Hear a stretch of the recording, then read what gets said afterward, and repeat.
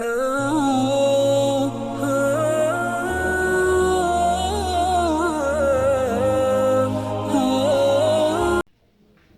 الله الرحمن الرحيم. الحمد لله رب العالمين، والصلاة والسلام على سيد الأنبياء والمرسلين محمد وعلى آله وصحبه أجمعين. أما بعد، فقد قال الله تبارك وتعالى في القرآن المجيد والفرقان الحميد: فأعوذ بالله من الشيطان الرجيم.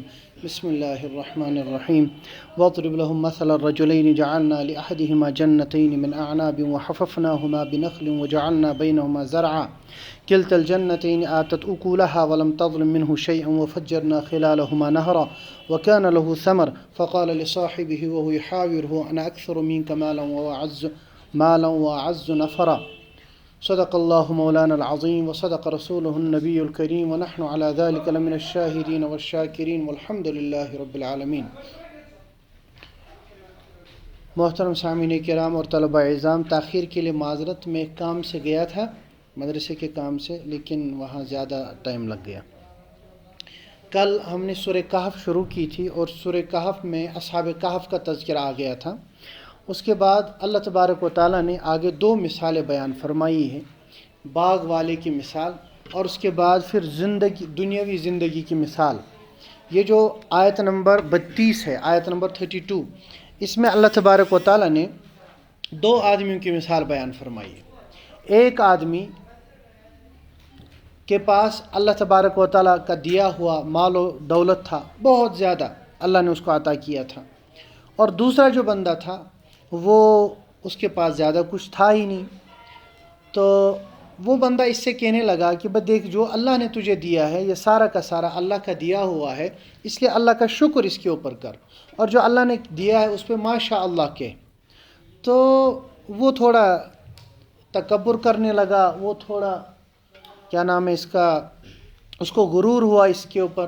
تو اللہ تبارک و تعالیٰ نے اس کی جو ہے نکیر فرمائی. اللہ تبارک و تعالیٰ نے اس رکوع کے اندر اس کا جو ہے یہ واقعہ ذکر فرمایا. تو خلاصہ اس واقعے کا یہ ہے کہ یہ شخص جو ہے یہ مسلمان تھا، وہ بھی مسلمان تھا، لیکن وہ جو ہے مال کو، اسباب کو ہی سب کچھ سمجھ رہا تھا. وہ مال اور اسباب ہی کو سب کچھ سمجھ رہا تھا، بلکہ اللہ بچائے اس نے مال و اسباب کو ہی اپنا معبود بنا رکھا تھا. چنانچہ اللہ تعالیٰ فرماتے ہیں وَاضْرِبْ لَهُم مَثَلَ الرَّجُلَيْنِ. اب ان کو آپ بیان کیجئے مثال دو آدمیوں کی. جَعَلْنَا لِأَحَدِهِمَا جَنَّتَيْنِ مِنْ أَعْنَابٍ وَحَفَفْنَاهُمَا بِنَخْلٍ وَجَعَلْنَا بَيْنَهُمَا زَرْعًا. کہ ان میں سے ایک کو ہم نے دو باغ دیے تھے، انگور کے دو باغ تھے، اور اس کے ارد گرد درخت تھے، کھجور وغیرہ کے درخت، اور بیچ میں کھیتی بھی تھی. کلتا الجنتین آتت اکولہا کلتا الجنتین آتت اکولہا ولم تظلم منہ شیئا وفجرنا خلالہما نہرا. دونوں باغ خوب پھلتے تھے اور کبھی اس کا نقصان نہیں ہوتا تھا، اور دونوں باغوں کے درمیان سے ہم نے ایک نہر بھی جاری کر دی تھی. وَكَانَ لَهُ ثَمَرٌ، اور یہ پھل باغات اس کے تھے. فَقَالَ لِصَاحِبِهِ وَهُوَ يُحَاوِرُهُ. اب وہ اپنے دوسرے بھائی سے کہنے لگا تکبر کے ساتھ انا اکثر منک مالا واعز نفرا، کہ میرے پاس مال اور میرے پاس جاؤ حشم تجھ سے زیادہ ہے. تو ایک دفعہ ودخل جنتہ وهو ظالم لنفسه، ایک دفعہ اپنے باغ میں داخل ہو گیا اور اپنے خود پر ظلم کر رہا تھا، اور کیا کہنے لگا ما اظن ان تبید هذه ابدا، کہنے لگا یہ باغ مجھے نہیں لگتا کبھی ختم ہوگا. وما اظن الساعة قائمة ولئن رددت الى ربي لاجدن خيرا منها منقلبا. مجھے نہیں لگتا قیامت آنے والی ہے، لیکن اگر آ بھی گئی تو اللہ کے پاس میں جاؤں گا، وہاں اس سے بھی اچھا مجھے ملے گا. تو جو دوسرا بھائی تھا اس نے کہا اکفرت بالذی خلقک من تراب ثم من نطفة ثم سواک رجلا، کیا تو اس ذات کا انکار کرتا ہے جس نے تجھے مٹی سے پیدا کیا، پھر نطفے سے پیدا کیا، اور پھر تجھے ایک انسان مرد بنا دیا. لکنہ اللہ ربی ولا اشرک بربی احدا، وہی میرا اللہ ہے، میں اس کے ساتھ کسی کو شریک نہیں ٹھہرا سکتا. اور آگے وہ نصیحت کرنے لگا ولولا اذ دخلت جنتک قلت ما شاء اللہ لا قوت الا باللہ. جب تو اپنے باغ میں داخل ہوا تو تکبر کیوں کیا؟ تو نے ایسا کیوں نہیں کہا ما شاء اللہ، یعنی جو کچھ مجھے ملا ہے اللہ کی طرف سے ملا ہے، لا قوت الا باللہ، یہ دینے کی طاقت صرف اللہ کی ہے۔ تو اس کے بعد اللہ تعالیٰ آگے فرماتے ہیں کہ اللہ تبارک و تعالیٰ نے اس کا جو ہے یہ سارا، یہ جو اس کے پاس باغ وغیرہ تھا وہ سارا ختم کر دیا۔ وَأُحِيطَ بِثَمَرِهِ فَأَصْبَحَ يُقَلِّبُ كَفَّيْهِ عَلَى مَا أَنفَقَ فِيهَا وَهِيَ خَاوِيَةٌ عَلَى عُرُوشِهَا وَيَقُولُ يَا لَيْتَنِي لَمْ أُشْرِكْ بِرَبِّي أَحَدًا۔ صبح جب وہ اٹھا اس نے دیکھا اس کا باغ سارا ختم ہو چکا تھا اور وہاں پہ کچھ بھی نہیں تھا، اور وہ تب کہنے لگا اے کاش میں نے اپنے رب کے ساتھ شریک نہ ٹھہرایا ہوتا۔ اس نے تو کسی اور کو شریک نہیں ٹھہرایا تھا، لیکن یہاں پہ اس نے شرک ایک کیا جس کو شرک فی الاسباب کہتے ہیں، یعنی کسی چیز کو جو کسی چیز کا ذریعہ بنتا ہے اسی کو سب کچھ سمجھ لیا تھا۔ اللہ تبارک و تعالیٰ رازق ہے، لیکن کوئی بندہ سوچتا نہیں میری دکان مجھے رزق دیتی ہے، میری نوکری مجھے رزق دیتی ہے، میری ڈگری مجھے رزق دیتی ہے، میرا دماغ مجھے رزق دیتا ہے، اور میری طاقت مجھے مزدوری کراتی ہے، اس سے مجھے رزق ملتا ہے۔ تو یہ شرک فی الاسباب ہے۔ انسان اپنی محنت کرے لیکن یعنی اسباب اختیار کرے، لیکن مسبب الاسباب یعنی ان اسباب کے پیدا کرنے والے اللہ تبارک و تعالیٰ کے اوپر اس کی نظر ہو۔ تو اس واقعے میں اللہ تبارک و تعالیٰ نے اسی کی نفی کی ہے کہ انسان کو کبھی بھی اسباب کے اوپر بھروسہ کر کے اللہ تعالیٰ کا بھروسہ چھوڑ نہ دینا چاہیے، بلکہ اسباب اختیار کرے، اس کے بعد سارا کا سارا توکل اور بھروسہ اللہ ہی پر ہونا چاہیے۔ وَاضْرِبْ آگے دوسرے ایک مثال ہے دنیاوی زندگی کی مثال۔ اللہ تعالیٰ فرماتے ہیں کہ دیکھیں دنیاوی زندگی کی مثال کیا ہے کہ ہم نے آسمان سے بارش برسائی، نیچے جو ہے کھیت کھل گئے، اس سے کھیت ابھرے، اس کے بعد ہم نے کوئی ایک آفت بھیجی اور وہ سارا کا سارا ختم ہو گیا۔ یعنی انسان جو ہے پیدا ہوتا ہے، پیدا ہونے کے بعد اس کی نشو و نما ہوتی ہے، اس کے بعد جوانی آتی ہے، بہار آتی ہے، تو بہار میں وہ اللہ کو یاد نہیں رکھتا ہے، پھر اس کے بعد جمع کرنے لگتا ہے مال و زر، اور اس کے بعد جمع کرنے کے بعد سوچتا ہے کہ اب میں آرام کروں گا، لیکن جب وہ آرام کا وقت آتا ہے تو فوراً موت آ جاتی ہے اور اس کا قصہ ہی ختم ہوتا ہے۔ تو اللہ تعالیٰ فرماتے ہیں عام طور پر انسان جو دنیا میں لگ جاتا ہے، اللہ تعالیٰ سے منہ موڑتا ہے، وہ مال و دولت کی وجہ سے، اولاد کی وجہ سے۔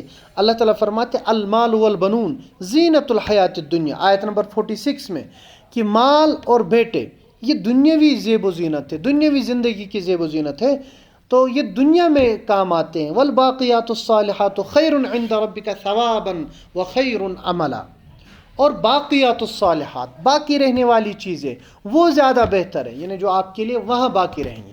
اگر کوئی بندہ مال کے اوپر اپنی زندگی نچھاور کرتا ہے، بیٹوں کے نام زندگی کرتا ہے، بچوں کے اہل و عیال کے نام زندگی کرتا ہے، وہاں کچھ اس کو نہیں ملے گا۔ ہاں اگر کوئی بندہ اہل و عیال اور اولاد اور مال کا خیال اتنا رکھتا ہے جتنا اللہ تعالیٰ نے حکم دیا، جتنا رسول اللہ صلی اللہ علیہ وسلم نے فرمایا، تو وہ چیزیں بھی اس کے لیے دین بن جاتی ہیں۔ چنانچہ حدیث میں آتا ہے کہ اگر کوئی کسی کا انتقال ہو جائے تو انتقال کے بعد اس کے اکثر اعمال ختم ہو جاتے، کوئی عمل نہیں چلتا ہے، لیکن اگر اس کا کوئی نیک بچہ ہو تو نیک صالح اولاد ہو تو اس کے اکاؤنٹ میں جو ہے چلتا رہتا ہے۔ اسی طرح اگر کسی نے مال خرچ کیا تھا اللہ کی راہ میں تو وہ اس کے لیے صدقہ جاریہ بنتا ہے۔ اسی طرح سے اگر کسی کو علم عطا کیا تھا، یعنی علم کسی تک پہنچایا تھا اور اس سے کوئی لوگ فائدہ پہنچا رہے تو اس کا ثواب اس کو ملتا ہے۔ تو اس کا مطلب یہ ہے کہ مال و دولت اور اسی طرح سے اہل و عیال یہ دنیاوی زیب و زینتیں ہیں، آخری اصل چیز تو وہ ہے جو ہمیشہ باقی رہنے والی ہیں، اور وہ اللہ تبارک و تعالیٰ کا ذکر ہے، اور ان چیزوں کو، دنیاوی چیزوں کو شریعت کے مطابق ڈھالنا ہے۔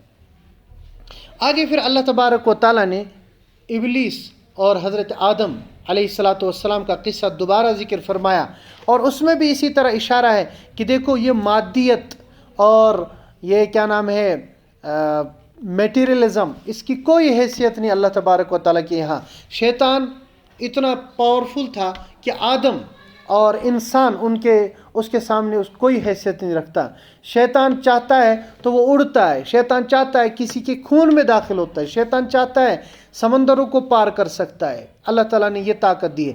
انسان کچھ بھی نہیں کر سکتا، لیکن ایک طرف سے مادیت ہے، لیکن اللہ تبارک و تعالیٰ نے انسان کو جو روحانیت عطا فرمائی، اس کے سامنے شیطان کیا، فرشتوں کو کہا گیا کہ ان کے سامنے سجدہ ریز ہو جاؤ۔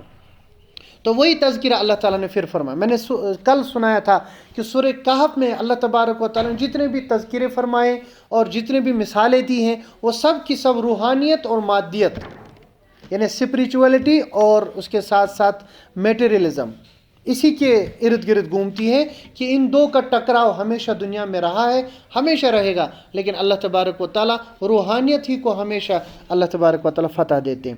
اس میں ایک اور خاص تذکرہ ہے.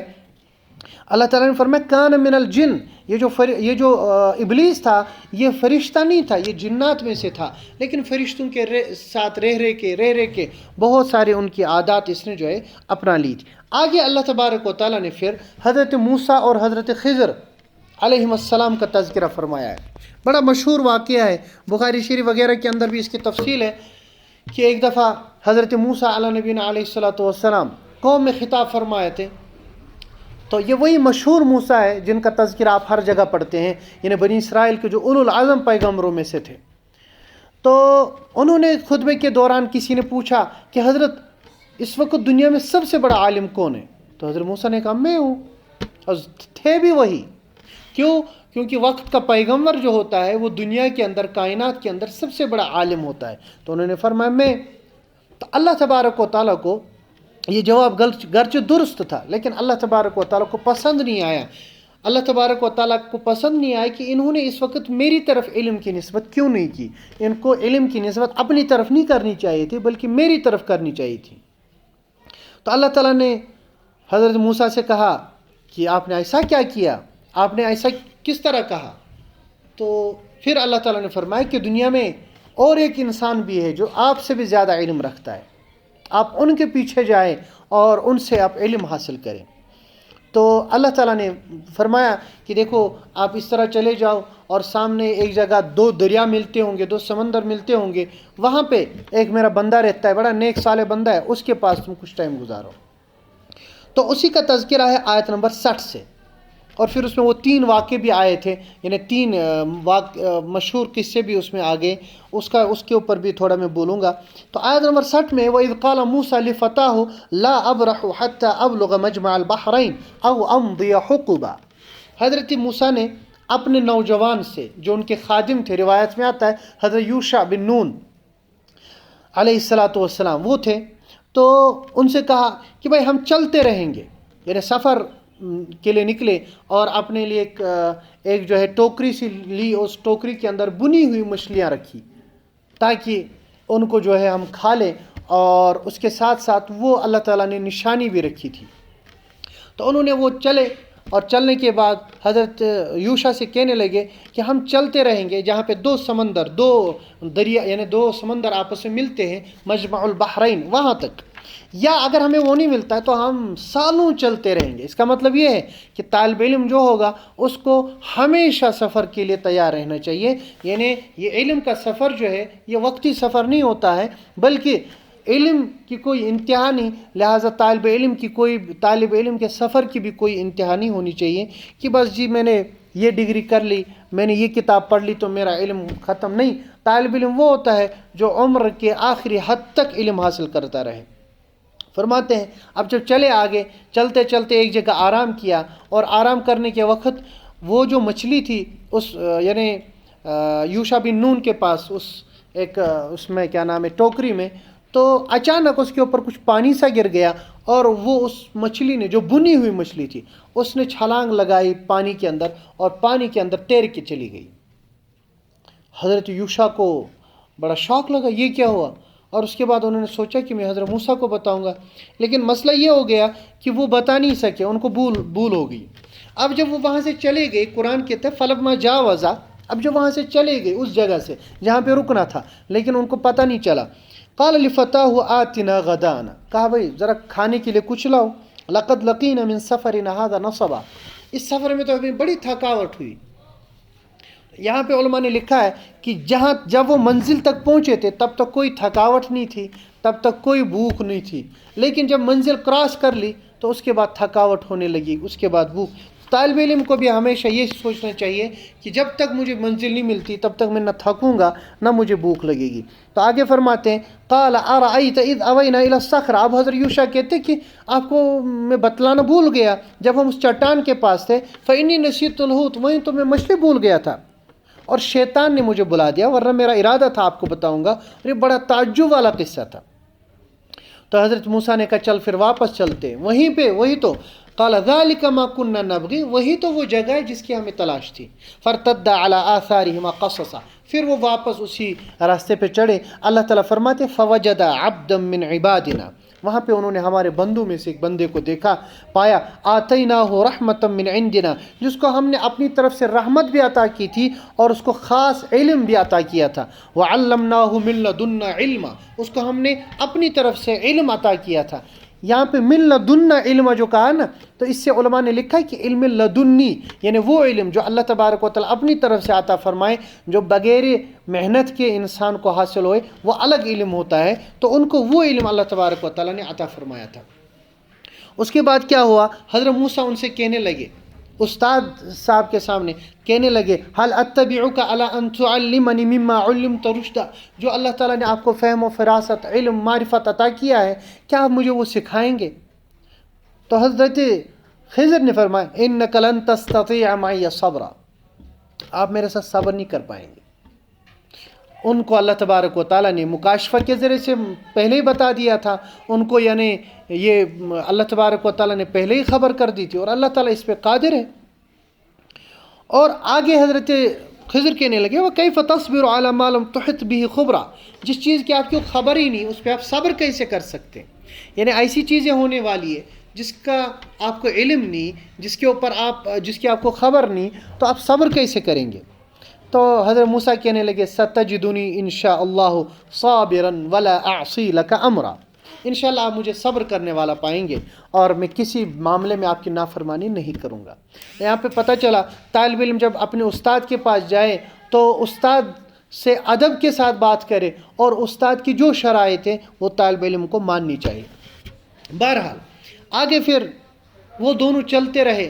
جب چلے فانطلقا حتی اذا رکبا فی السفینہ، اب ان کو ایک جگہ سفر کرنا تھا تو وہاں پہ ایک کشتی لگی ہوئی تھی، کشتی کے اندر چڑھے. پہلے تو ان کے پاس یعنی کرایہ بھرنے کا پیسہ نہیں تھا، روایات سے پتہ چلتا ہے. اس کے بعد وہ سوار ہو گئے. سوار ہونے کے بعد آگے جب چلے تو اس پہ ایک تختہ پھاڑ دیا، خارا کہا، یعنی اس میں ایک تختہ جو تھا کشتی کے اندر وہ توڑ دیا انہوں نے. تو حضرت موسیٰ نے کہا اخرقتھا لتغرق اہلھا، آپ نے اس لیے پھاڑا تاکہ ہم سب کو جو اس میں کشتی کے اندر سوار تھے سب کو آپ ہلاک کر دیں، اس لیے آپ نے پھاڑا؟ یہ عجیب بات تھی. آپ کو ایک کشتی والے سوار کر رہے ہیں، آپ کے پاس پیسے بھی نہیں ہیں، آپ سوار ہو رہے، سوار ہونے کے بعد اس کا ایک تختہ آپ توڑ رہے، اور اس سے تو پانی جمع ہو جائے گا اور وہ پوری کشتی بھر جائے گی اور اس کی وجہ سے سب ڈوب جائیں گے. تو حضرت خضر نے کہا الم اقل انک لن تستطیع معی صبرا، کیا میں نے کہا نہیں تھا تم صبر نہیں کر پاؤ گے؟ تو حضرت موسیٰ کو یاد آ گیا کہ اللہ تؤاخذنی بما نسیت، مجھے بھول ہو گئی، آپ اسے مواخذہ نہ فرمائے. آگے چلے حتی اذا لقی غلاما، سامنے بچے کھیل رہے تھے، ایک بستی میں بچے کھیل رہے تھے، چھوٹے چھوٹے بچے تھے کھیل رہے تھے. تو حضرت خضر نے ایک بچے کو پکڑا اور اس کو قتل کر دیا، حتی اذا لقی غلاما فقتلہ. اب حضرت موسیٰ علیہ السلام شریعت کے پیغمبر، انہوں نے کہا اقتلت نفسا زکیہ بغیر نفس، کہ آپ نے بغیر کسی وجہ کے اس معصوم جان کو قتل کر دیا. لقد جئت شیئا، تو آپ نے تو بڑا ہی غلط کام کر لیا. تو حضرت خضر کہنے لگے، اب 16 پارہ شروع ہوتا ہے، الم اقل لک انک لن تستطیع معی صبرا، کیا میں نے تجھے نہیں کہا تھا کہ آپ میرے ساتھ صبر نہیں کر پاؤ گے؟ تو حضرت موسیٰ نے کہا بھائی اب بہت ہو گیا، اب میں انشاءاللہ چپ رہوں گا، اگر میں نے کچھ کہا تو اس کے بعد آپ کو جو مرضی وہ آپ کر سکتے ہیں. تو اللہ تعالیٰ فرماتے آیت نمبر 77 میں، تو پھر چلے آگے چلے ایک بستی میں آئے، اور بستی میں آئے تو بھوک لگی تھی بڑی، اور بھوک جب لگی تھی لوگوں سے کہا کہ بھائی کھانا وغیرہ دے دو کچھ، تو لوگوں نے نہیں دیا. تو اسی بستی میں ایک دیوار گرنے والی تھی، تو حضرت خضر علیہ السلام نے اس دیوار کو ٹھیک کر دیا. حضرت موسیٰ نے کہا لو شئت لاتخذت علیہ اجرا، یہاں ہم اس بستی میں آئے، ہمیں بھوک لگی تھی، انہوں نے ہماری مہمان نوازی نہیں کی، انہوں نے کھانا نہیں دیا ہمیں، اب آپ نے ان کی ایک دیوار بھی ٹھیک کر دیا، آپ ان سے کھانا تو مانگ سکتے تھے، اجرت مانگ سکتے تھے. تو حضرت خضر نے کہا ھذا فراق بینی و بینک، بس ختم مسئلہ، ایگریمنٹ ختم، یہ تمہارا اور ہمارا آخری ہے. سأنبئک بالتأویل ما لم تستطع علیہ، اب میں آپ کو وہ جو چیزیں تھی، وہ جو 3 واقعات تھے، اس کی حقیقت بتاؤں گا، اس کے پیچھے حقیقت، اس کا راز کیا ہے. اس کے بعد آیت نمبر 79 میں فرماتے اما السفینہ فکانت لمساکین یعملون فی البحر، یہ جو کشتی میں ہم سوار ہوئے تھے تو وہ جو کشتی تھی وہ غریب لوگوں کی کشتی تھی، کچھ لوگ تھے بہت ہی غریب مسکین، ان کی کشتی تھی، اور سامنے ایک بادشاہ تھا، اور وہ بادشاہ ہر کسی کی کشتی لیتا تھا، شرط یہ کہ وہ اچھی کشتی ہو. تو میں نے اس میں عیب لگا دیا، اب وہ بادشاہ کے پاس جائیں گے تو بادشاہ اس کشتی کو نہیں لے گا، تو لہٰذا ان کو نقصان نہیں ہوگا. آگے جو بچہ تھا، بچہ جو تھا اس کے والدین ایمان والے تھے، اور ہمیں اندیشہ تھا کہ یہ کفر یعنی یہ کافر ہو جائے گا آگے، یعنی اس کی طبیعت ہی ایسی تھی کہ یہ کفر کو اختیار کرتا آگے. تو چونکہ ان کے بچے یعنی ان کے والدین مومن تھے، اس لیے ہم نے ان کو جو ہے موت دے دی، اور اس سے کیا ہوگا، اس سے اللہ تبارک و تعالیٰ ان کو ان سے بہتر بچہ عطا فرمائے گا. فَأَرَدْنَا أَن يُبْدِلَهُمَا رَبُّهُمَا خَيْرًا مِّنْهُ زَكَاةً وَأَقْرَبَ رَحْمًا، یعنی اللہ تبارک و تعالیٰ ان کو بہترین بچہ دیں گے جو اس کا بدل ہوگا. اور جو دیوار تھی، فرمایا وہ دیوار 2 بچوں کی تھی، جو 2 بچے یتیم تھے، وہ یہیں اسی شہر میں رہتے تھے، اور اس دیوار کے نیچے ان کا ایک خزانہ تھا جو ان کے آبا و اجداد نے وہاں پہ دفن کیا تھا. اب جب یہ بڑے ہوں گے تو اس خزانے کو نکالیں گے. اور فرمایا وَكَانَ أَبُوهُمَا صَالِحًا، اور ان کے والد صاحب بڑے نیک انسان تھے. تو اللہ تبارک و تعالیٰ نے چاہا کہ وہ بڑے ہو جائیں، بڑے ہونے کے بعد یہ خزانہ نکالیں اور اس کے بعد اپنی زندگی بسر کریں. اور آگے کہا وَمَا فَعَلْتُ عَنْ أَمْرِي، میں نے خود سے کچھ نہیں کیا، یہ سارا کا سارا اللہ تبارک و تعالیٰ کا نظام تھا. اب یہاں پہ پہنچ کے یاد رکھنا چاہیے یہ 2 قسم کا علم ہوتا ہے، ایک کو ہم کہتے ہیں علم تشریعی یعنی شریعت کا علم، اور دوسرے کو کہتے ہیں علم تکوینی یعنی کائنات کو چلانے کا علم. ہم انسانوں کو اللہ تبارک و تعالیٰ نے شریعت کا مکلف بنایا. جتنے بھی پیغمبر دنیا میں آئے وہ سب کے سب شریعت لے کر آئے، اور شریعت کا انہوں نے پوری انسانیت کو پابند بنایا. لیکن اس کائنات کے پیچھے کس طرح اللہ تبارک و تعالیٰ کی قدرت کار فرما ہوتی ہے، اس علم کو علم تکوین کہا جاتا ہے، اور اس کے لیے اللہ تبارک و تعالیٰ نے بندے رکھے ہیں جو وہ کرتے ہیں. ان میں فرشتے بھی ہیں، ان میں انسان بھی ہیں جو یہ سب کام کرتے ہیں. تو اس کو ہم علم تکوین کہتے ہیں. تو بڑا لمبا علم ہے، بہت ہی زبردست. آپ نے سنا ہوگا کہ اللہ تبارک و تعالیٰ نے دنیا کے اندر ابدال رکھے ہیں. مشکاہ شریف کی روایت میں کہ 40 ابدال ہوتے ہیں. اسی طرح سے نجبا رکھیں، اسی طرح سے اوتاد رکھے، اسی طرح سے غوث رکھیں. ان سب کا کام یہی تکوینی کام ہوتا ہے. وہ جو ہے بظاہر کبھی کبھی دین کے خلاف آپ کو لگے گا کام، لیکن ہوتا وہ دین کے خلاف نہیں، وہ آپ کو لگتا ہے جیسے یہ. تو اس سے ہمیں سبق یہ فی الحال لینا چاہیے کہ دنیا میں جو کچھ ہو رہا ہے، مثال کے طور پر کبھی کسی کا اچانک ایکسیڈنٹ ہو رہا ہے، کبھی کسی کا اچانک انتقال ہو رہا ہے، کبھی کسی کا اچانک کاروبار ٹھپ ہو رہا ہے، کبھی کوئی اچانک رائز ہو جاتا ہے، کبھی اچانک جو ہے بڑا مالدار بن جاتا ہے. یہ سب خود سے نہیں ہوتا، بلکہ پیچھے اللہ تبارک و تعالیٰ کی قدرت اور اللہ تعالیٰ کا تکوینی نظام کار فرما ہوتا ہے، اس سے یہ ساری چیزیں وجود میں آتی. ہمیں لگتا ہے کہ اچانک ہو گیا، لیکن اچانک کچھ نہیں ہوتا. جیسے اب دیکھیں انہوں نے اچانک وہ پھاڑ دی، لیکن انہوں نے جو پھاڑ دی اس کی وجہ آگے تھی کہ انہوں نے بادشاہ سے بچانے کے لیے ایسا کیا. انہوں نے اس بچے کو قتل کر دیا. اچانک بچے ایکسیڈنٹ کا شکار ہو جاتے ہیں آج کے زمانے. ہم سوچتے ہیں بھائی ظلم کیا، اللہ تعالیٰ آرام کرے. کبھی کبھی کلمہ کفر انسان کر دیتا ہے، تو اللہ تعالیٰ فرماتے کہ نہیں، ان کو اللہ تعالیٰ نے اس کا بدل دینا تھا، اس لیے اس کو قتل کیا گیا. اسی طرح سے وہ یتیموں کا مسئلہ جو تھا، تو اس کے اندر ہمیں ان چیزوں کی طرف جو ہے نظر کرنی چاہیے. ایک واقعہ میں سناؤں گا مختصر. اب چونکہ یہ علم تکوین کا آیا ہے، حضرت شاہ عبدالعزیز محدث دہلوی ان کے بارے میں غالباً آتا ہے. ان کے پاس ایک مرید آیا، کہا حضرت کہ آج دہلی کا نظام کون سنبھالتا ہے؟ تو یہ اللہ تعالیٰ کے بندے ہوتے ہیں، مخصوص بندے. تو ان نے دیکھا تھا کہ دلی کا نظام آج کل بڑا نرم چل رہا ہے. تو اس نے کہا کہ فلاں خربوزے والے کے پاس جاؤ.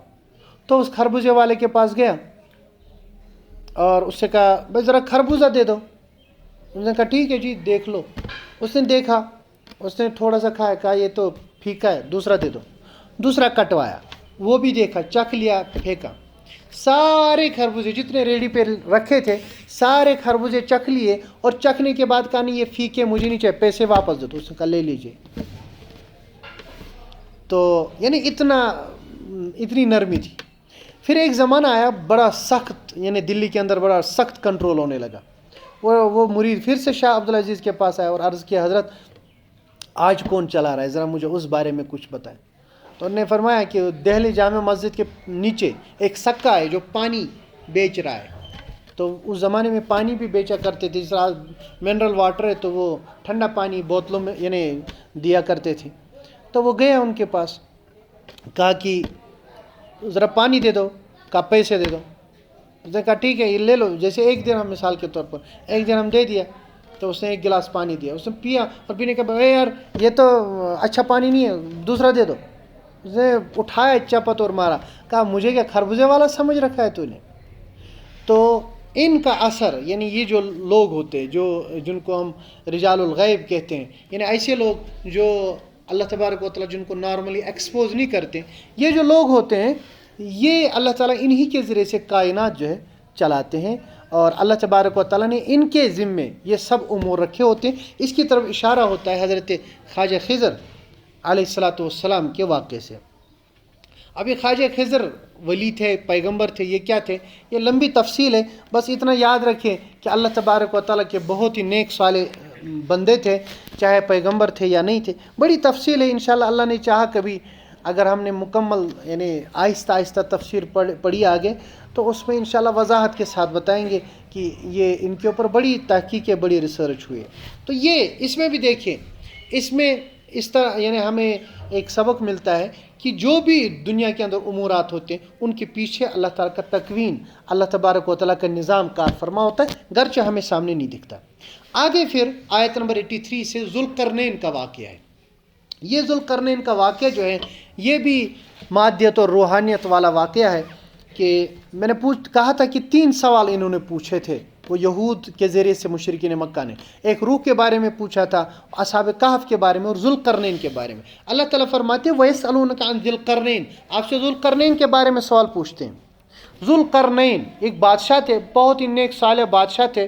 بعض علماء تو یہ بھی فرماتے کہ وہ پیغمبر تھے، لیکن بعض فرماتے کہ پیغمبر نہیں تھے لیکن بہت ہی نیک صالح تھے. ذوالقرنین کو کیوں کہا جاتا ہے، اس کی وجہ یہ ہے اللہ تبارک و تعالیٰ نے ان کو مشرق و مغرب کی سلطنت عطا فرمائی تھی. مشرق پہ بھی اور مغرب پہ بھی، ایسٹ ویسٹ پورے پہ انہوں نے جو ہے حکومت کی. دنیا میں چار بادشاہ ایسے گزرے ہیں جنہوں نے پوری دنیا کی یعنی اس وقت کی جو آباد دنیا تھی اس کے اوپر حکومت کی ہے. 2 ان میں سے مسلمان ہیں اور 2 ان میں سے کافر ہیں. مسلمان ایک حضرت سلیمان علی نبینا علیہ الصلاۃ والسلام، پوری اس وقت کی آباد دنیا اس کے اوپر ان کی حکومت تھی. اور دوسرے ذوالقرنین، اس وقت کی آباد پوری دنیا کے اوپر ان کی حکومت تھی. اور اسی طرح سے 2 کافر، ایک بخت نصر جن کا تذکرہ کل سبق میں آیا تھا، جنہوں نے یہود کو بابل سے جب وہ آیا تھا عراق سے، پھر مسجد اقصیٰ کی اینٹ سے اینٹ بجا دی تھی، یہود کو قتل کیا تھا، تو وہ بخت نصر. اور دوسرے جو تھے وہ نمرود، حضرت ابراہیم علیہ الصلاۃ والسلام کے زمانے میں، تو وہ بھی بڑا بادشاہ تھا. اور آخر زمانے میں حضرت امام مہدی رضی اللہ تعالیٰ عنہ پوری دنیا کے عادل مسلم حکمران ہوں گے، اور ان کے زمانے میں اور کوئی دنیا میں حکمران نہیں ہوگا. فی الحال 4 آ چکے ہیں اور 5ویں کی انشاءاللہ تیاری ہے. تو یہ جو حضرت ذوالقرنین تھے ان کے 3 سفروں کا تذکرہ اللہ تعالیٰ نے کیا ہے. آیت نمبر 86 میں 86 میں ایک تذکرہ کیا کہ یہ مغرب کی طرف چلے، ویسٹ کی طرف. پہلا سفر انہوں نے ویسٹ کی طرف کیا، اور ویسٹ کی طرف جہاں پہ سورج ڈوبتا ہے اس جگہ تک پہنچے جہاں سامنے ان کو لگا کہ اب سورج ڈوب رہا ہے، ایک کیچڑ نما جگہ کے اندر ڈوب رہا ہے، اور اس کے بعد کوئی اور علاقہ نہیں تھا، وہاں سمندر ہی سمندر تھا. تو وہاں تک جو ہے چلے گئے.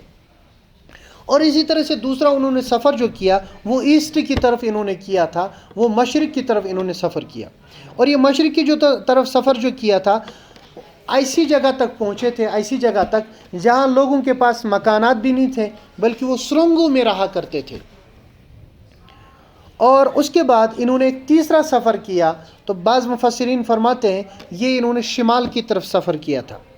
تو یہ جو تیسرا سفر انہوں نے کیا اس کے اندر ایک جگہ پہنچے، وہاں لوگوں نے شکایت کی، کہا کہ یاجوج ماجوج نامی لوگ. تو یاجوج اور ماجوج یہ ایک قبیلہ ہے، بلکہ بعض علماء فرماتے ہیں 2 قبیلے ہیں، ایک کا نام یاجوج ہے دوسرے کا نام ماجوج ہے. تو یہ بڑے قبیلے ہیں اور بڑے فسادی قسم کے قبیلے کا مطلب ٹرائب، وہ جو ہے فساد مچاتے ہیں، ہمیں بہت تنگ کرتے ہیں، بڑا پریشان کرتے ہیں. تو آپ ہمارے اور ان کے درمیان ایک آڑ لگا دیجئے. انہوں نے فرمایا ٹھیک ہے. وہ کہنے لگے ہم آپ کو پیسے بھی دیں گے. انہوں نے کہا ہمیں جو پیسوں کی ضرورت نہیں ہے، بس میری تھوڑی مدد کرو، یہ چیزیں لے آؤ اور کام کرنے والے بندے بھی دے دو. کہا ٹھیک ہے. اس کے بعد انہوں نے جو ہے وہ 2 یہ جو پہاڑ تھے اس کے درمیان ایک آڑ لگا دی، ایک دیوار بنا دی، اور شیشے کی دیوار، سیسا پلائی ہوئی دیوار، یعنی لوہے کو تانبے کو اس کو پگھلایا اور اس کے بعد ایک دیوار بنا دی. اور اب وہ جو ہے اس دیوار کو پھاند کے یہاں نہیں آ سکتے. اس کو سد ذوالقرنین کہا جاتا ہے. وہ کہاں پہ ہے؟ علماء نے بہت اس کے اوپر تحقیقات کی ہے. ایک بہت بڑے عالم ہیں مولانا مناظر احسن گیلانی رحمۃ اللہ علیہ، انہوں نے سورہ کہف کی ایک تفسیر لکھی ہے کہ فتنہ دجال کے نمایاں خد و خال. وہ آپ پڑھیں، وہ کتاب منگا کے، اس کتاب میں بڑی تفصیل انہوں نے ذکر کی ہے. تو ہمیں اس کی تعین نہیں کرنی کہ کس طرف ہے اور یاجوج ماجوج کون ہے. اب لیکن اتنا یہ ہے کہ یہ یاجوج و ماجوج جو بھی ہیں یہ بڑے فسادی قسم کے لوگ ہیں. انہوں نے اس زمانے میں بھی فساد مچایا تھا، اور اللہ تبارک و تعالیٰ ان کو آخر زمانے میں پھر سے عروج دے دیں گے. یعنی حضرت عیسیٰ علیہ السلام جب نازل ہوں گے، حضرت عیسیٰ علیہ السلام جب نازل ہوں گے اور مسلمان یعنی دجال کو ختم کریں گے، یہود کو ختم کریں گے، اس کے بعد پھر یہ یاجوج ماجوج نکلیں گے. اور یاجوج و ماجوج اس وقت پوری دنیا جو کچھ ہوگی اس کو تباہ کر دیں گے. وہ جہاں سے بھی چلیں گے وہاں پہ تباہی مچائیں گے، اور تعداد میں بھی بہت زیادہ ہوں گے. اور یاجوج و ماجوج انسان ہوں گے، نارمل انسان. یہ کوئی بعض لوگ جو کہتے ہیں کہ وہ چھوٹے چھوٹے لیلپو ٹائپ کے ہوں گے، نہیں ہوں گے، بلکہ ٹھیک ٹھاک انسان ہوں گے. البتہ بہت ہی فسادی ہوں گے، بہت ہی فساد مچانے والے. تو اس کے بعد حضرت عیسیٰ دعا کریں گے اور باقی جو ان کے ساتھی ہوں گے دعا کریں گے، تو اللہ تبارک و تعالیٰ ایک طاعون، ایک وبائی بیماری ان کے اندر ڈال دیں گے، اور یہ اس وبائی بیماری کی وجہ سے سارے کے سارے ایک ساتھ مر جائیں گے. تو ان کا خروج کب ہوگا کب نہیں ہوگا یہ لمبا واقعہ ہے. احادیث میں آتا ہے ایک دفعہ رسول اللہ صلی اللہ علیہ وسلم سو رہے تھے، اچانک بیدار ہو گئے اور فرمایا لا الہ الا اللہ ویل للعرب من شر قد اقترب. اللہ کے سوا کوئی معبود نہیں، ایک ہی ان قریب ایک فتنہ آنے والا ہے، یعنی اہل عرب کے لیے ویل ہو. تو اس کے بعد رسول اللہ صلی اللہ علیہ وسلم اپنی انگلی سے دکھایا کہ اتنا سوراخ ہو گیا ہے اس یاجوج و ماجوج کے جو وہ دیوار ہے اس کے اندر. تو یہ اللہ تعالیٰ کے رازوں میں سے ہے. ان رازوں کو اللہ تبارک و تعالیٰ جب کھولیں گے تب سب کو پتہ چلے گا. بہت سارے علماء نے اپنی اعتبار سے تحقیقات اس میں کی ہے کہ وہ سد ذوالقرنین کیا ہے، کون کون سی قومیں ہیں. تو بہرحال جو بھی ہے وہ جو ہے فسادی ہوں گے. تو حضرت ذوالقرنین نے ان کو جو ہے ان لوگوں کو ان کے ظلم و ستم سے بچا لیا. اب دیکھیں اس میں بھی حضرت ذوالقرنین ہے، اور حضرت ذوالقرنین پوری دنیا کی بادشاہت رکھتے ہیں، لیکن ساتھ ساتھ اللہ تبارک و تعالیٰ نے فرمایا ان کا کمال یہ نہیں تھا، بلکہ کمال جو ان کا تھا، کمال یہ تھا کہ ان کے اندر جو ہے علم تھا، ان کے اندر حکمت تھی. اللہ تعالیٰ نے ان کو جو ہے ہدایت عطا فرمائی تھی، وہ اصل کمال تھا. ان کی روحانیت جو ہے وہ اصل کمال تھا. ان کی یہ بادشاہت کوئی کمال، کیونکہ ان سے پہلے بخت نصر اس نے بھی بادشاہت کی تھی، ان سے پہلے نمرود نے بھی بادشاہت کی تھی، لیکن ان کا تذکرہ ہمیشہ اللہ تبارک و تعالیٰ برے الفاظ کے ساتھ ذکر فرماتے ہیں. آگے پھر اللہ تبارک و تعالیٰ نے سورہ کہف کے آخر میں فرمایا ذالک جزاؤہم بما کفر اولئک الذین کفروا بآیات ربہم ولقائہ فحبطت اعمالہم فلا نقیم لہم یوم القیامۃ وزنا، اور ذالک جزاؤہم جہنم بما کفروا واتخذوا آیاتی ورسولی ہزوا۔ دو قسم کے لوگوں کا تذکرہ فرمایا کہ دیکھو دنیا میں ہر زمانے میں ایک وہ قسم ہوگی جو اللہ تبارک و تعالیٰ پر ایمان لانے والے ہوں گے، جو اللہ تبارک و تعالیٰ کا کہنا ماننے والے ہوں گے، اور دوسرے وہ ہوں گے جو مسلمان ہوں گے۔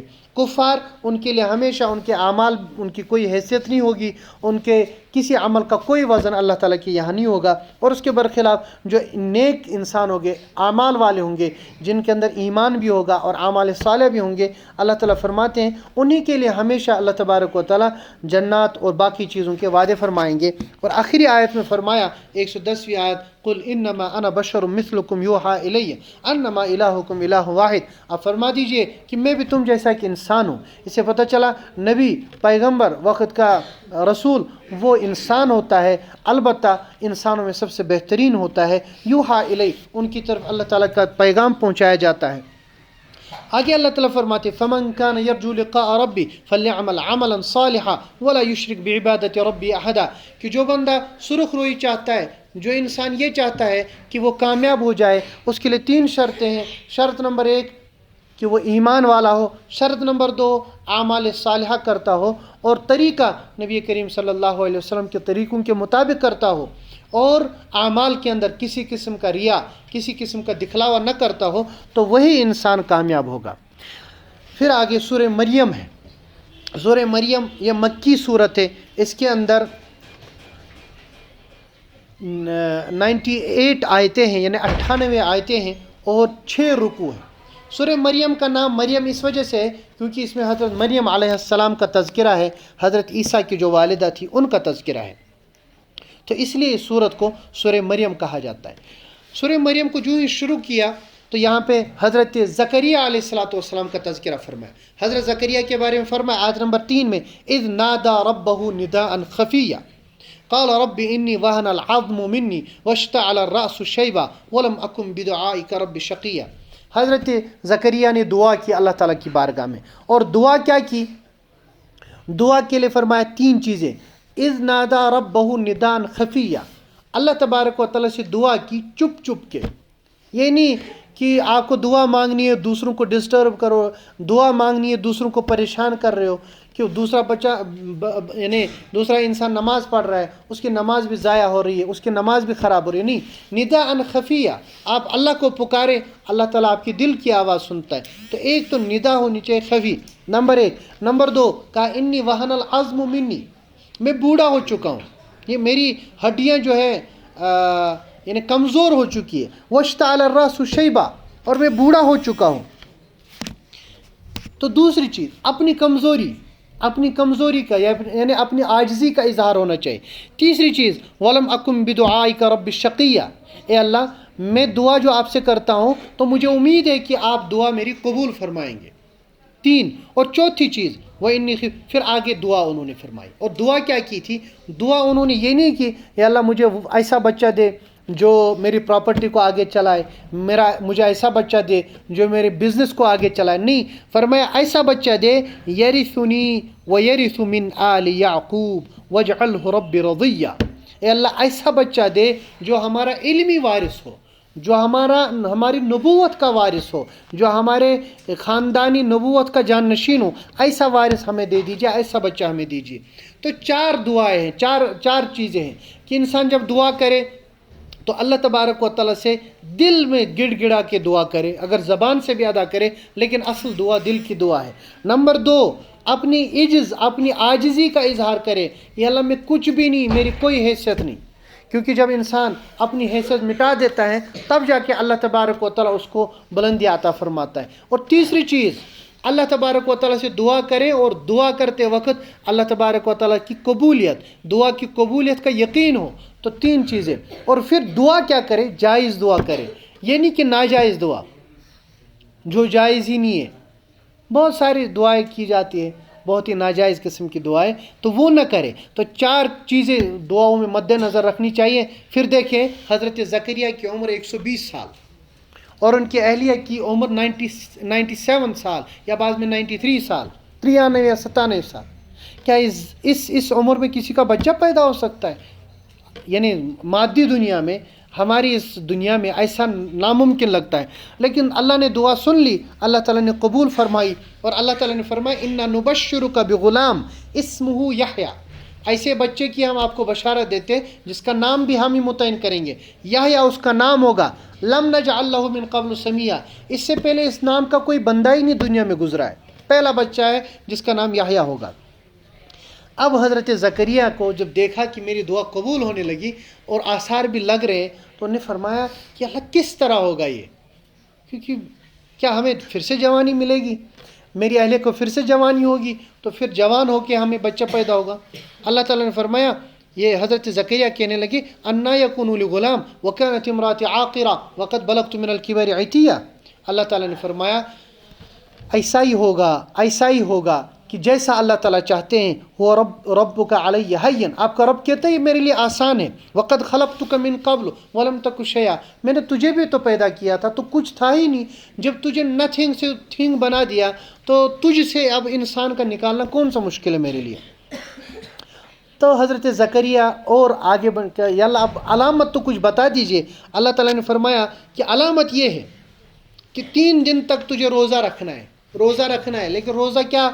روزہ رکھنا ہے زبان کا روزہ، بات ہی نہیں کرنی کسی سے. تو لوگ آئیں گے ان سے اشاروں میں بات کرنی ہے، تو 3 دن کے بعد انشاءاللہ اللہ تبارک و تعالیٰ اولاد عطا فرمائیں گے. تو اللہ تبارک و تعالیٰ نے اس کے بعد حمل، پھر باقی پورے اچھے طریقے سے بچہ پیدا ہو گیا، اور بچے کا نام یحییٰ. اب آگے یحییٰ کا تذکرہ ہے، یا یحییٰ خذ الکتاب بقوہ وآتیناہ الحکم صبیہ. اللہ تعالیٰ فرماتے ہیں اس یحییٰ کو ہم نے بچپن ہی میں نبوت دے دی تھی، بچپن میں ہی اس کو نبوت دے دی، اور نبوت کے ساتھ ساتھ دوسری چیز وحنانا من لدنا وزکا وکان تقیہ، اور اللہ تبارک و تعالیٰ کی طرف رجوع کرنے والا، اللہ تعالیٰ کے سامنے رونے والا، اور بالکل پاک باز اور متقی، وہ برم بوالدیہ، اور اپنے والدین کا فرمان بردار، اپنے والدین کے ساتھ احسان کرنے والا، ایسا بچہ ہم نے ان کو عطا فرمایا. اور اس کے بعد سلامتی والا بچہ، وَسَلَامٌ عَلَيْهِ يَوْمَ وُلِدَ وَيَوْمَ يَمُوتُ وَيَوْمَ يُبْعَثُ حَيًّا. اللہ تعالیٰ سلام فرماتے ہیں حضرت یحییٰ پر. ایسا بچہ ہے کہ اللہ تعالیٰ فرماتے ہیں جس دن پیدا ہوا اس دن بھی اس کے اوپر سلامتی ہے، اور جس دن اس کا انتقال ہوگا اس دن بھی سلامتی، اور جب دوبارہ اٹھایا جائے گا تب بھی سلامتی. تھوڑا سا اور آپ انتظار کریں، انشاءاللہ اس کو مکمل کریں گے. آگے حضرت مریم کا تذکرہ ہے آیت نمبر 16 سے، وَاذْكُرْ فِي الْكِتَابِ مریم. یہ مریم، ان کا تذکرہ سورہ آل عمران میں مختصر آیا تھا. یہ عمران کی بیٹی تھی، اور ان کی پیدائش کا بھی ہم نے بتایا تھا. یعنی ان کی والدہ نے نظر مانی تھی کہ بیٹا ہونا چاہیے، اللہ تعالیٰ نے بیٹی عطا فرمائی، اور فرمایا ایسی بیٹی ہے کہ مرد بھی اس کا مقابلہ نہیں کر سکتا. اب جب یہ بلوغت کے قریب پہنچی تو ایک دفعہ یہ گھر سے دور بیٹھی تھی، تو اچانک بیٹھی ہے تو سامنے سے حضرت جبرائیل آئے، اور حضرت جبرائیل آئے ایک انسان کی شکل میں. تو جو ہی آئے تو انہوں نے پردہ کر لیا اور کہنے لگی انی اعوذ بالرحمن منک ان کنت تقیہ. اب اگر اللہ تعالیٰ سے ڈرنے والے ہو، میں آپ سے پناہ چاہتی ہوں اللہ کی، یعنی میرے قریب نہ ہو. تو حضرت جبرائیل نے کہا میں انسان نہیں ہوں، انما انا رسول ربک، میں تیرے رب کا پیغمبر ہوں، یعنی میں تیرے رب کا فرشتہ ہوں، اور اس لیے آیا ہوں لأہب لک غلاما زکیہ، تاکہ آپ کو ایک پاک باز بچہ دوں. تو نے کہا مجھے کیسے بچہ ہوگا؟ نہ تو میں نے شادی کی، نہ تو میں نعوذ باللہ یعنی بدکار عورت ہوں، تو بچہ کیسے پیدا ہوگا؟ بچہ نارملی پیدا ہوتا ہے جب جو ہے مرد اور عورت کا ملاپ ہوتا ہے. تو حضرت جبرائیل کہنے لگے قال كذلك قال ربك هو علي هين ولنجعله آية للناس ورحمة منا وكان امرا مقضيا. اللہ تعالیٰ کے لیے سب آسان ہے. اللہ تبارک و تعالیٰ نے حضرت آدم کو پیدا کیا، ان کا تو نہ باپ تھا نہ ماں تھی، اور آپ سے تو بچے کو پیدا کر رہے، آپ تو پھر بھی ماں ہیں، تو ماں سے بچہ پیدا کرنا کوئی مسئلہ نہیں. اللہ تعالیٰ فرماتی ہے میرے لیے آسان ہے. یہ میں کیوں کر رہا ہوں؟ لنجعله آیۃ للناس، تاکہ لوگوں کے لیے نشانی ہو، لوگوں کے لیے یہ نشانی ہو، ورحمۃ منا، اور ہماری طرف سے رحمت ہو. اور یہ فیصلہ ہو چکا ہے. اس کے بعد حضرت جبرائیل نے پھونک ماری حضرت مریم کو اور وہ حاملہ ہو گئی. کچھ ٹائم بعد اللہ تبارک و تعالیٰ نے بچہ عطا فرمایا. اب جب بچہ عطا فرمایا کہتی ہے قرآن فرماتا ہے فَأَجَاءَهَا الْمَخَاضُ إِلَى جِذْعِ النَّخْلَةِ قَالَتْ يَا لَيْتَنِي مِتُّ قَبْلَ هَذَا وَكُنْتُ نَسْيًا مَنْسِيًّا. حضرت مریم کہتی ہے اب جب درد ذہ ان کو ہونے لگا وہ کھجور کے تنے کے پاس آئی اور کہنے لگی ہائے کاش میں اس سے پہلے ہی مر چکی ہوتی اور میں ختم ہو چکی ہوتی، بولی بسری ہو چکی ہوتی، میرا نام ہی کہیں نہیں ہوتا.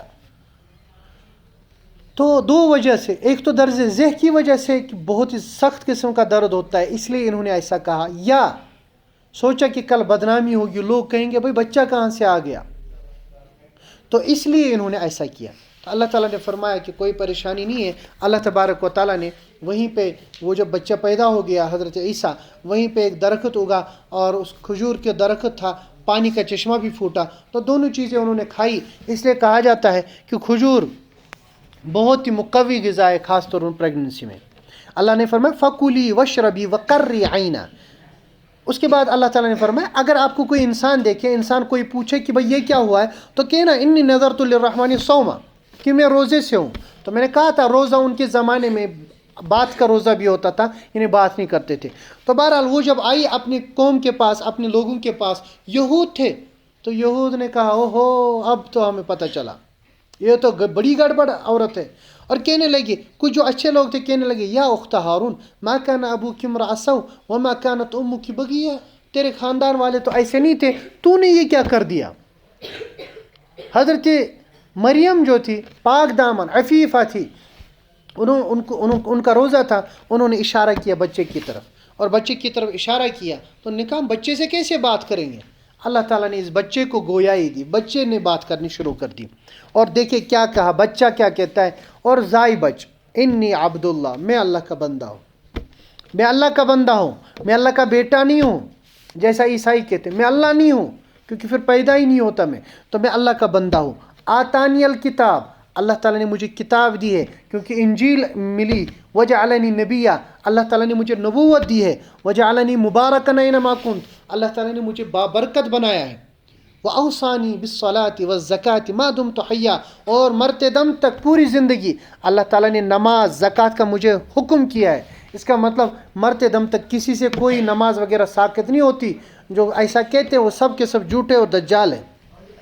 وبرم بوالدتی، اللہ تبارک و تعالیٰ نے مجھے اپنی ماں کا یعنی فرمان بردار بنایا ہے.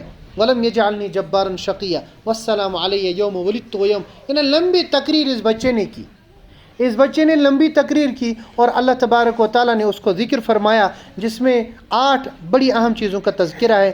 پھر اس کے بعد آگے حضرت ابراہیم علیہ السلام کا تذکرہ ہے.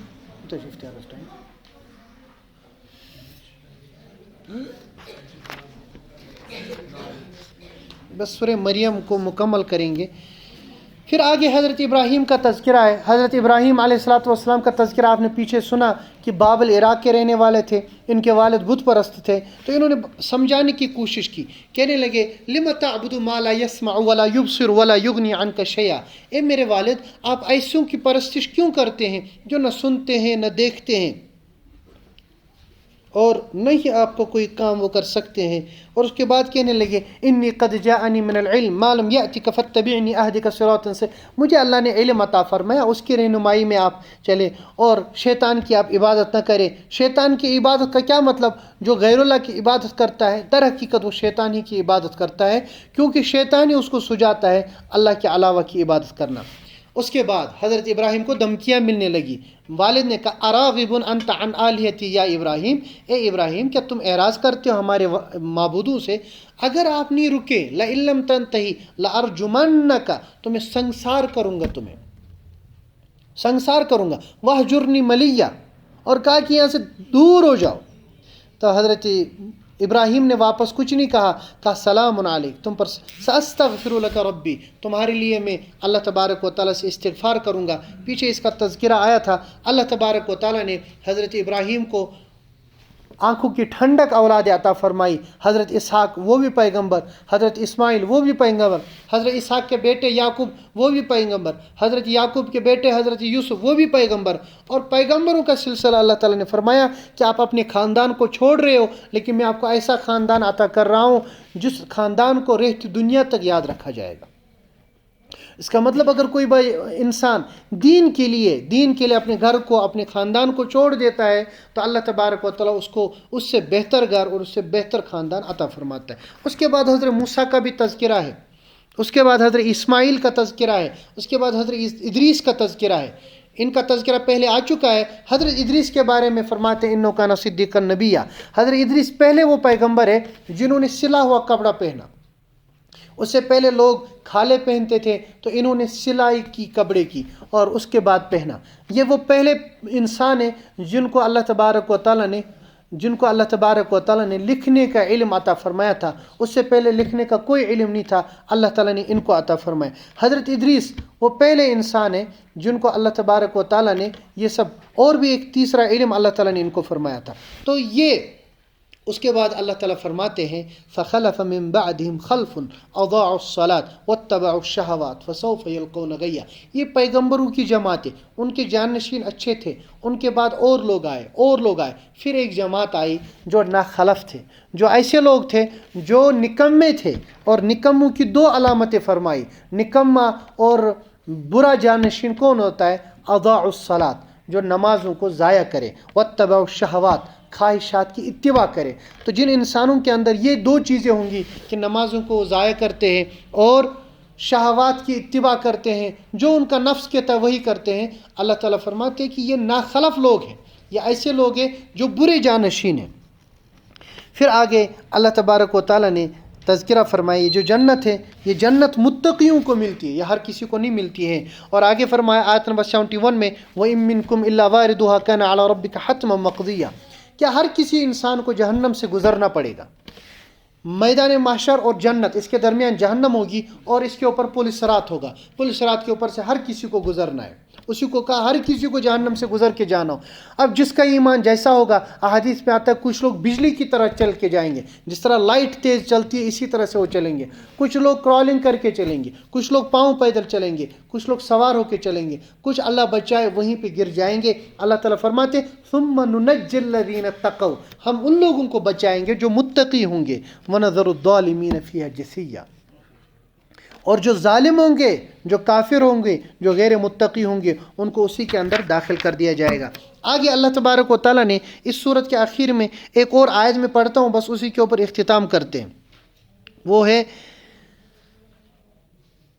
ان الذین آمنوا وعملوا الصالحات سیجعل لهم الرحمن ودا. 96 آیت نمبر. اللہ تعالیٰ فرماتے ہیں جو لوگ ایمان لائے، نیک اعمال کیے، تو اللہ تبارک و تعالیٰ ان کے لیے محبت رکھ دیتے ہیں.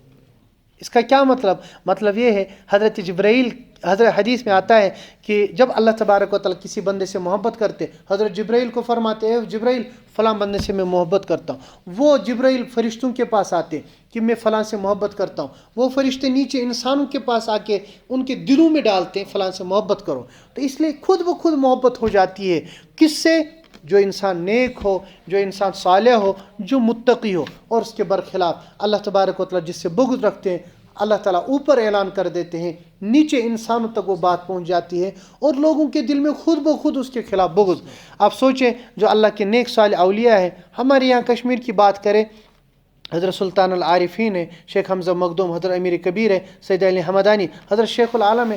نہ ہمارا ان سے کوئی خاندانی واسطہ ہے، نہ ہم نے ان کو دیکھا ہے، لیکن خود بخود ان کی محبت دلوں میں ہے. یہ کیوں ہے؟ کیونکہ وہ نیک لوگ تھے. اللہ تبارک و تعالیٰ نے ان کو قبولیت، ان کی محبت دنیا کے اندر لکھ دی ہے، اور ہر کوئی انسان جو بھی نیک ہوگا وہ ان سے محبت کرے گا. تو بس انسان کو نیک بننا چاہیے. آگے انشاءاللہ ایک جگہ آیت آئے گی کہ اگر کوئی انسان چٹان کے بیچ میں بھی نیک اعمال کرے گا، اللہ تعالیٰ اس کا اثر ظاہر کر دیتے ہیں لوگوں کے اوپر. اور اگر کوئی انسان چٹانوں کے بیچ میں رہ کے گناہ کرے گا، اللہ تبارک و تعالیٰ اس کی برائی کا اثر باہر کر دیتے ہیں. اللہ تعالیٰ کہنے سننے سے زیادہ عمل کی توفیق عطا فرمائے، اور اللہ تعالیٰ قرآن پاک پڑھنے، سننے، سمجھنے اور اس پر عمل کرنے کی توفیق عطا فرمائے. وآخر دعوانا ان